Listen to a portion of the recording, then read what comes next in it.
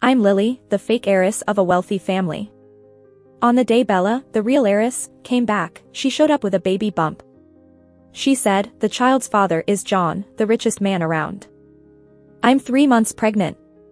Then Bella pointed at me, saying, some fortune teller said she brings bad luck to me. I got kicked out. I turned around and found John to confront him. He looked all pitiful, like, wasn't I kneeling on durian for you 3 months ago? Bella, in her maternity outfit, was bossing people around in our living room. She got lost as a kid and only recently returned. My parents felt super guilty and gave her everything she asked for, afraid to shortchange her. But only I knew there was more to this family love. Bella was directing the moving guys, bringing in new furniture, but she was never satisfied with where they placed it. Bella, don't worry. Just tell me where you want it. Remember, you're carrying John's child, my mom said, clucking around her like a mother hen. My dad was just as happy, joking about how being John's father-in-law would make others jealous. Bella was acting all high and mighty, her eyes practically looking up at the ceiling as she glanced at me with jealousy. Dad of Mom, a fortune teller, once told me back in the village that someone in my fate was keeping me from returning. My parents turned to look at me, stunned. They had adopted me a year after Bella went missing, bringing me home from an orphanage. They named me Lily, and I always tried to be well-behaved and sensible. While Bella was gone, I was introduced to the world as their daughter, and I played the part well enough. But now, she's using her unborn child as leverage to get me out of the picture. Sure, I was just a stand-in, but getting tossed out still stung. Over the years, I worked hard to be a good daughter and not embarrass them, yet at the end of the day, capital triumphs. What Bella has in her belly isn't just a baby, it's their ticket to the top. I moved out with my luggage. The driver took me straight to an apartment. It was under my name, but my parents had no idea I saved up for it. Once settled, I gave John, who was on a business trip overseas, a call. Hey, there, checking in on me. On the video call, John flashed me a tender look. He was all decked out in a suit, his hair perfectly styled, running a meeting with lots of people in a big conference room. They all smiled and nodded at me. I felt awkward.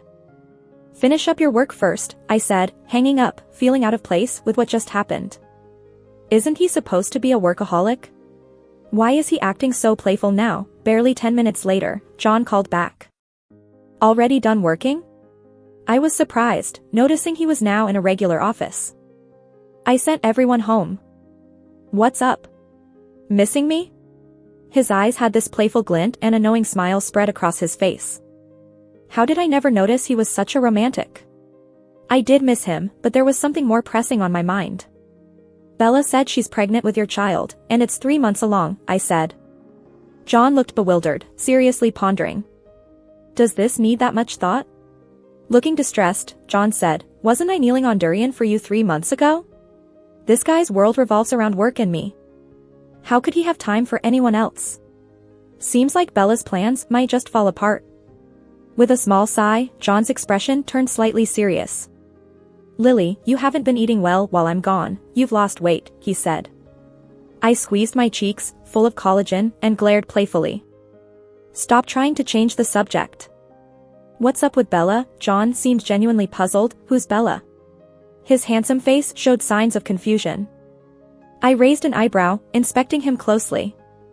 He wasn't lying, this could be interesting. Never mind. If you don't know her, it's all good.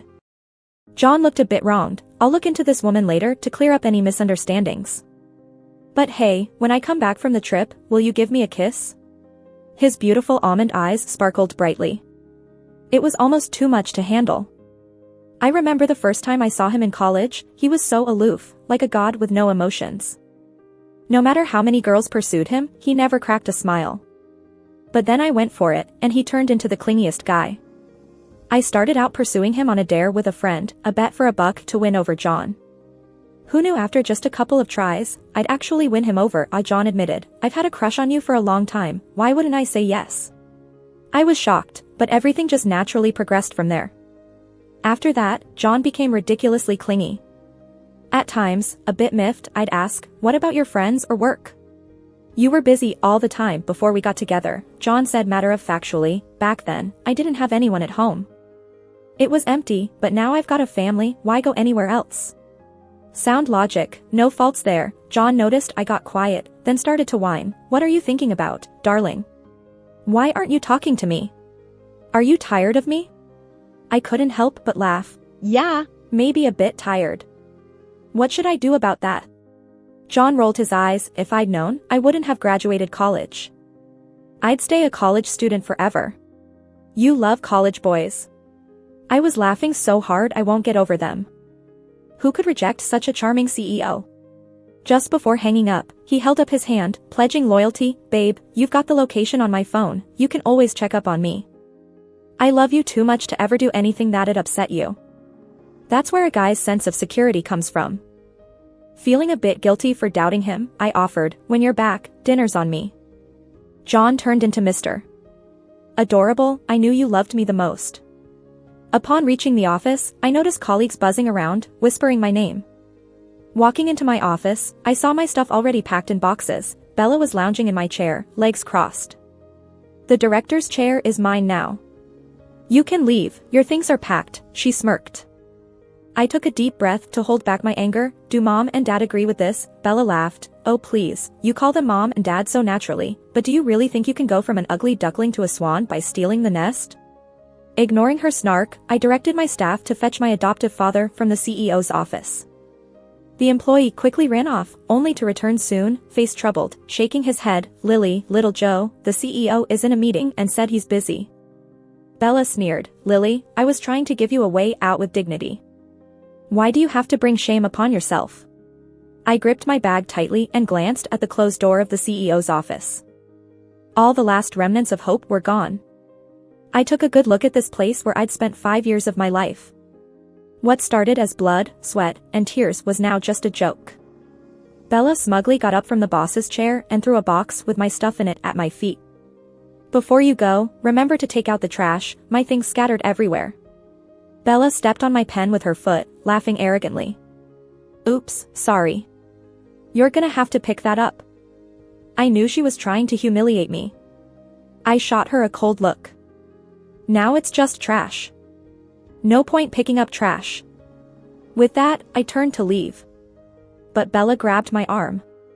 Lily, what are you so smug about now? You really think with one word from me, any company would dare hire you? Seeing me silent, she got even more brazen. Pointing to her red high heels, she said snootily, if you clean my shoes, I can go easy on you. Maybe life won't be so harsh then. I shook her hand off in disgust, brushing off my arm. You really think you're somebody important? Bella raised her hand, ready to slap me, but I caught her wrist. She yelled in pain, ow, ow, let go. I'm pregnant with John's baby. If anything happens, you'll regret it. I glanced at her still flat belly and smirked. Just then, my adoptive parents hurried out of the CEO's office. My adoptive father, Matt, frowned and said angrily, Lily, what are you doing? Let go of Bella's hand. Bella immediately started whining. Dad, Mom, she hit me. My adoptive mom, Kate, hugged Bella with concern, looking at me disapprovingly. Lily, how could you be so childish? You owe Bella an apology. I let out a snort. Of course, no matter how hard I tried, being adopted meant nothing would ever be enough. Bella leaned into her mom's arms, sobbing, Dad, Mom, Lily's just too much. I don't want a sister like her. Matt shook his head approvingly and glared at me coldly. You better not show your face around us anymore. Bella quickly chimed in, and don't even think about claiming you're part of our family. If anything goes wrong, we'll be the ones in trouble. Kate didn't say a word, but clearly agreed. I laughed so hard I had to bend over. Tears came to my eyes. Bella said arrogantly, what's so funny? I'll let it go if you apologize. We can put this behind us. I stood up, wiped my tears, and pointed at the surveillance camera above. Apologize? Not happening. Why don't we call John? Let him blacklist me if he dares. Kate snapped, why bring John into this tiny matter? Do you have no shame? I scoffed, no shame? Ha! John would definitely feel embarrassed when he finds out. With that, no one stopped me, and I strode out of that disgusting place. Their accusations still rang in my ears as I walked away. Once out of the building, I went straight to the police station and changed my name. From now on, I'm Lillian. After 5 years of hardcore work, it was strange to suddenly have nothing to do. I woke up at 7 a.m. and just sat there not knowing what to do. I read some books, did some flower arranging, did all those things I'd wanted to but never had time for. But it still felt empty. John helped to wake me up. "Babe, the closet in your dressing room's still pretty empty. Aren't you gonna fill it up? There are lots of new beauty treatments out now. Why not help speed things up? And all those delicious foods out there, don't you owe your stomach after all that instant noodles you had to eat?" I realized he was so right, so I got up quickly. I hit the spa, then followed it up with some bubble tea and hot pot.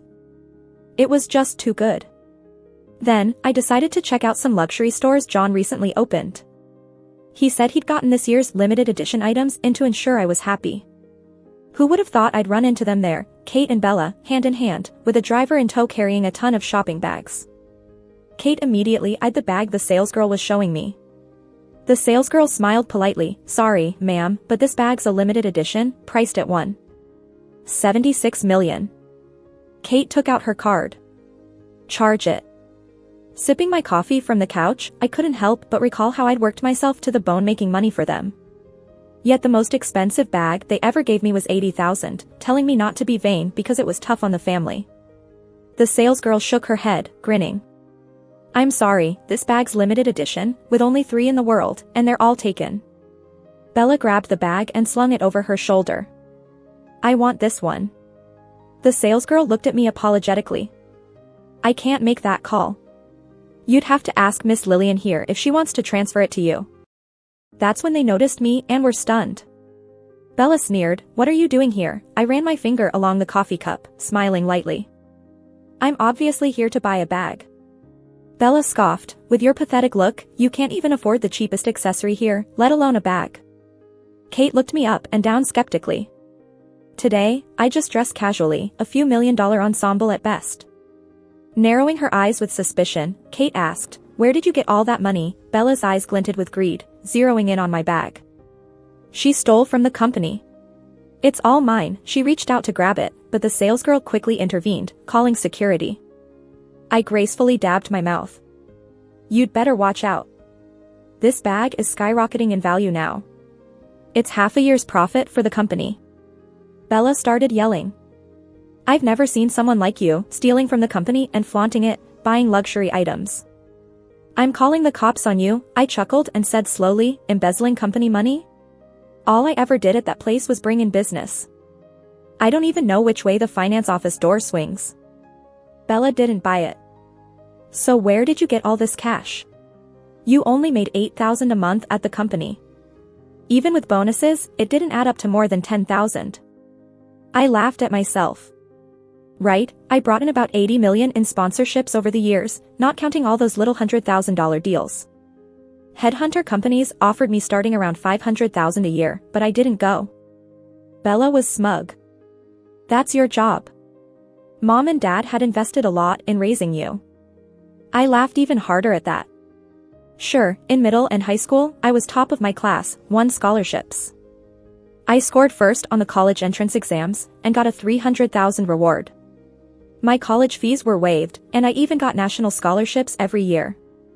If you really tally it up, I've more than paid them back what they ever spent on me." Bella, a bit taken aback, looked to Kate, who couldn't deny the truth despite her clearly sour expression. Short of arguments, Bella resorted to nonsense. "You got proof of that? Without Mom and Dad, you wouldn't be where you are. Forget being grateful, you're just a petty ingrate." Kate chimed in, "That's enough. You better go find a job too since you're unemployed now." I couldn't be bothered with them. I looked at the waiter and said, "Wrap up everything I just picked out." Bella was stunned for a moment. "Do you really have that much money? Don't act rich when you're not, it'll be embarrassing when you can't pay later." Just then, John's driver rushed in and respectfully handed me a card.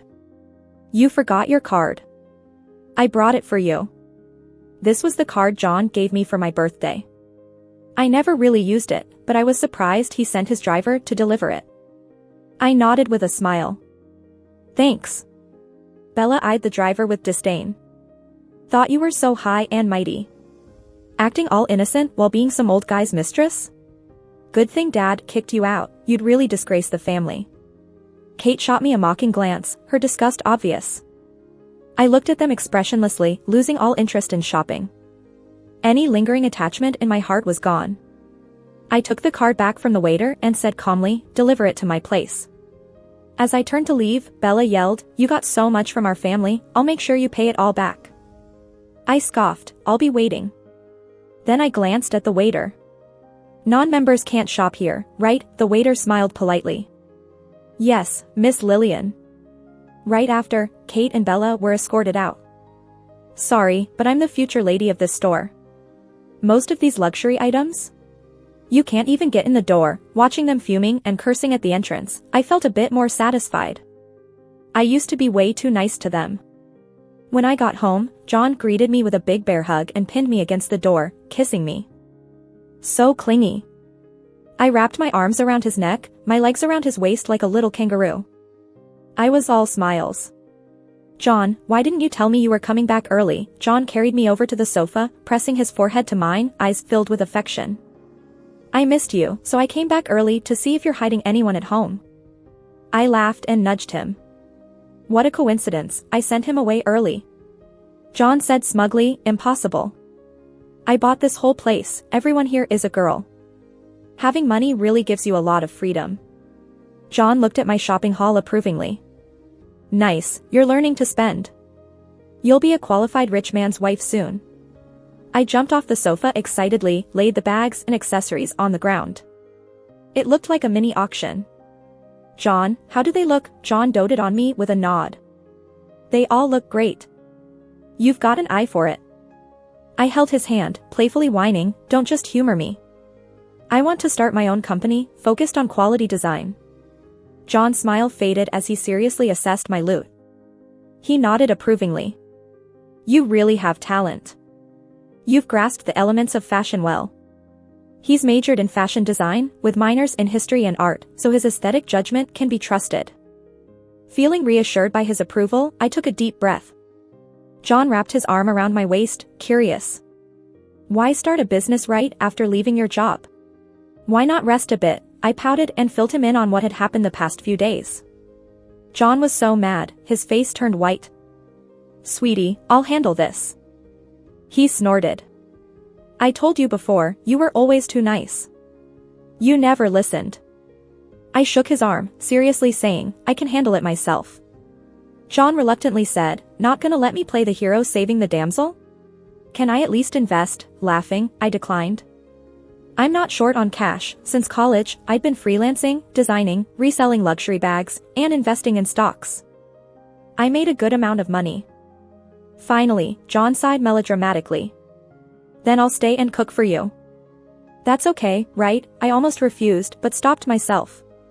Because his cooking is really amazing. Who'd think a top-tier rich kid doesn't fancy yachts, cars, or watches, but loves cooking? Seeing me agree, John started pushing his luck. "My love, I'll cook for you every day. When you're happy, maybe you'll want to marry me." I heard behind every successful woman is a great man. I'd like to be the man behind you. You're so smart, capable, strong. Will you ditch me when you make it big? Barely holding back laughter, I teased back, "Don't worry, I'd never be ungrateful. When I succeed, I'll definitely marry you." Hearing that, John was as happy as a fool. I could barely look. Who says only women need commitment? Clearly men do too. With a goal in mind, I was full of energy. Started prepping for a studio right away. I worked 5 years at my foster parents' company, learning all the ropes.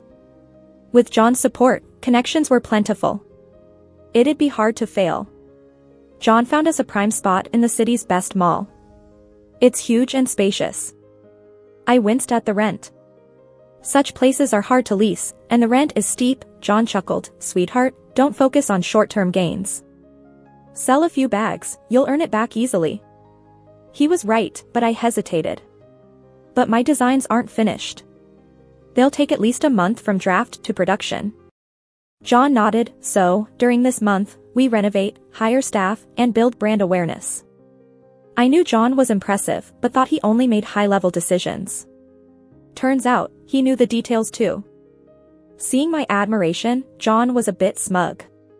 "When I opened a store in Finland, I lived there for 3 months. From renovation to design, I was involved. It was pollen season, my allergies were bad, but my mom was strict. She said you truly understand a business only if you've built it from scratch. So my sweet, gentle mother-in-law has a tough side too. After sorting out the storefront, we headed to the factory. John was generous, lending me experienced craftsmen. My designs were crafted with quality on par with top brands. Now, my only task was designing. John hung out by my side daily, making coffee and desserts. Exasperated, I asked, John, don't you have work at the company? John paused, looking a bit hurt. Are you annoyed by me? I quickly surrendered. No, not at all. I'm not one to burn bridges, especially when I haven't even crossed them yet. John enjoyed watching me eat, feeding me cherries. What's work compared to spending time with my wife? I had no defense against a love-struck sap. Finally, John had some business to attend. There was a party he was invited to. Usually, he wouldn't go, but he agreed for the sake of promoting my studio. I joked with a smile, no wonder I've never seen you at a party before. John, holding my hand, chimed in, if I'd known, I wouldn't have missed a single party back home. I chuckled, wouldn't that tire you out? John raised his eyebrows, it's a sweet burden. Damn, this guy is a hopeless romantic all the time. Who can resist that? I spotted Bella gossiping with some girls from afar, their faces full of disdain. I didn't go with John to chat with the bosses. Instead, I grabbed a glass of champagne and sauntered over, grinning, what are you all talking about? Looks fun, mind if I join? They all shut up when they saw me. Bella eyed me up and down with a snide smile, where's your sugar daddy? I gently tapped my glass, smiling softly, not a hubby yet. My boyfriend's over there chatting, I'll introduce him later. Bella sneered. Yeah, he's not your hubby. He's more than 24 years older. Think his family will let you in? Others chuckled along, whispering about me. I giggled shyly, oh, I'm not as young as you make me out to be. Bella looked at me, exasperated, you're shameless, absolutely unbeatable. Touching her belly, she bragged, the doc says it's a boy in here, healthy. We've named him Ethan. Someone nearby, confused, asked, same last name as John? Is it John's kid? Bella proudly replied, who else? He's gonna be John's family's heir. Many gasped, faces plastered with brown-nosing smiles. Bella raised her chin smugly, humming arrogantly. I chuckled softly.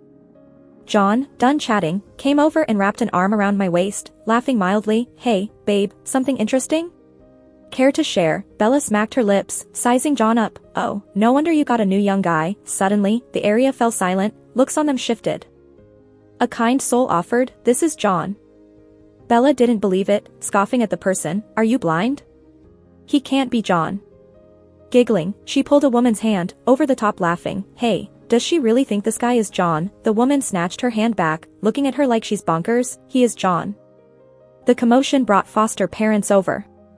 Kate gripped Bella's hand, what's up, Bella? Foster dad Matt frowned at me, face sour, what's the matter? Lounging in John's arms, I smiled gently, care to guess? Foster parents' arrival bolstered Bella. She jabbed at me, wasn't the older guy sending you that card your sugar daddy? John's face cooled instantly, any problem with my driver sending my girlfriend a card? Bella was incredulous, shaking her head, lies. You're how old? Have that kind of money? You think you're John? John laughed in disbelief, I am John. Yet Bella wasn't buying it, shaking her head crazily, impossible. No way you're John. You can't be John. She clutched her mom's hand, Mom, he's not John, right? Foster parents stood stunned, looking at Bella dumbfounded. I sipped my champagne, speaking slowly, got proof he's not John. Bella scrambled to pull out her phone, dropping it in her haste. In her album, there were many indecent photos. Finally, she found one with a tall, skinny guy, ordinary looking with squinty eyes. Look, this is the real John. John slightly frowned, told a waiter, fetch him over. Soon, the guy from the photo showed up, in a chef's coat, standing before John, Mr. John, you called? Bella went wild, pulling him, screaming hysterically, John, tell them. You're the real John, he's a fraud. The skinny guy gawked at her, how did you get here? John frowned, what's going on? The guy explained, sorry Mr. John, I was drunk, she just came to me, I figured why not? Bella was losing it, liar. You said you're John, the guy shot back, I said I work at John's as a chef. You cut me off before I could finish, and you were the one climbing into my bed. Bella collapsed, throwing a tantrum, wailing. Kate fainted, and her husband hollered at Bella for being indecent. John called security to throw them out. I figure from now on, everyone will see Bella for who she really is. Sweetie, you're not scared, are you? John came close, concerned. I don't want these people killing your vibe. I waved him off. No way, you underestimate me. They don't faze me. Earning money's much more important, isn't it? My studio's finally opened. John brought a group of friends to liven things up. They all called me sister-in-law, sneaking thumbs-ups to John. I couldn't help but laugh. Is this their way of pushing us to marry? Foster parents came, hands full of flowers, smiling kindly. Lily, why didn't you tell us about starting a studio? John scoffed. You even have the nerve to come? Foster dad ingratiated, Mr. John, it was just a misunderstanding. Kate reached for my hand, which I jerked away, raising my eyebrow. What's your business with me? Kate chided, still mad. Mom did wrong back then, here to apologize. Don't be upset. Onlookers, curious, started whispering. I knew foster parents' angle, so I spoke first. Kate, I can't handle being called mom. When Bella came back, you kicked me out, fired me, blacklisted me in the industry, defamed me. After I spoke, the crowd eyed foster parents with scorn. Kate feigned ignorance, smiling. Blood is thicker than water, you know. We're older, made mistakes, don't hold grudges. Matt chimed in, true, we tossed Bella out, saved the director spot for you. When we're gone, everything's yours. I sneered, no need for that. I've got my own business now. Save your stuff for your real daughter. Matt waved his hand to stop me. You are our real daughter, Lily. I raised an eyebrow, sarcastically smiling as I handed them my business card. When you wouldn't let me use the name Lily, I changed my last name. From now on, please call me Miss Lillian. The gold-trimmed business card read, President, Design Firm, Lillian. Matt took the card and got so mad he tossed it to the ground and stomped on it, his face twisted with rage. You ungrateful brat. You're not our biological child, but we raised you with so much care. Now that you've got money, you turn your back on us? John stepped in front of me and smirked. Don't think I don't know your tricks. You call for Lillian when you need something and forget her when you don't. It's just because Bella drove your company bankrupt and left you with millions in debt that you remember Lillian. Matt didn't dare to argue with John, only fuming powerlessly on the side. Kate started crying. Lillian, I was just in the hospital a few days ago, I'm not healthy anymore. Can't you pity us and help the company? Her sobs were heart-wrenching, and the people around began to look a bit sympathetic. I crossed my arms, looking at my adoptive parents acting in front of me. When you adopted me, you said I wasn't well-mannered, and wouldn't let me at the table. I could only eat what leftovers were in the kitchen after you finished. In middle school, you said if I didn't top the class, don't come home. I slept 3 hours a night just to make sure I was number one for your sake. In high school, you said there was no future in humanities, so despite disliking physics, I chose science. You wanted me to attend NYU for college, so I gave up my dream of Harvard. When I graduated, you needed staff at the company. So instead of pursuing further studies abroad, I started as an intern and worked diligently for 5 years, with no weekends or holidays, always on my way to or from overtime.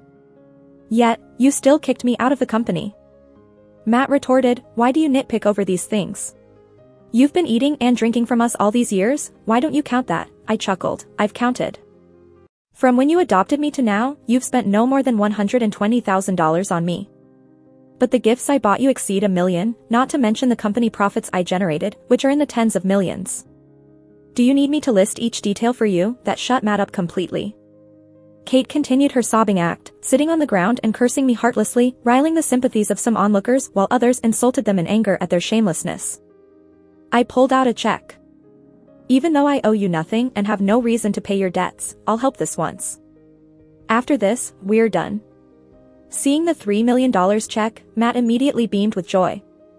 Truly despicable. These were the adoptive parents I once tried to please for over a decade. After they left, John looked puzzled. Why give them money? He knew it wasn't about the money but more about the principle. Because they would come back. And today's scene is the best evidence. My motive was simple. The $3 million could save them immediately, but to fill the huge gap in their company, they'd need a lot more. Sure enough, my adoptive parents soon came back for more money. This time, I simply sued them, publicizing their actions. They were shamed and couldn't face me anymore. Soon their company went bankrupt, and John bought it out for a song. He couldn't help but remark, "If I'd known, I would have bought it earlier so you could work for me." I rolled my eyes at him. "What are you up to?" John chuckled cheekily. "I want you to be my secretary." I slammed the design drafts on his head. "Stop joking around." John looked innocent, holding his head. "Baby, what are you thinking? I mean a real secretary." I saw Bella again 2 years later. John and I were traveling abroad when we saw her in a well-known red light district, dressed provocatively, trying to reel in older men without hesitation. She spotted me too and ran over like a mad woman, mumbling but unable to speak. The man with her held her back and beat her until she quieted down.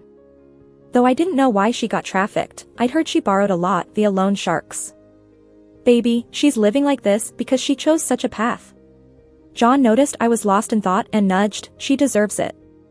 I knew. I didn't feel sorry for her. She deserved this, having no use left. I linked my arm with John's. "I was just thinking, I'm lucky to have met you. Otherwise, I might have ended up like that too." I saw her again soon, under a bridge, looking pitiful. But what did that have to do with me? It was all over. My company was steadily on track. John said my success was a given because I worked so hard, too hard to even consider marrying him.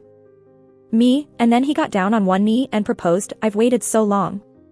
Can't you give me a chance?" John held out a huge diamond. "Baby, will you marry me? I can't live without you." "All right, I'll marry you for the ring's sake." John's excitement was visible. He said it was the happiest moment of his life. Actually, it was mine too. Meeting him was lucky, marrying him was happiness.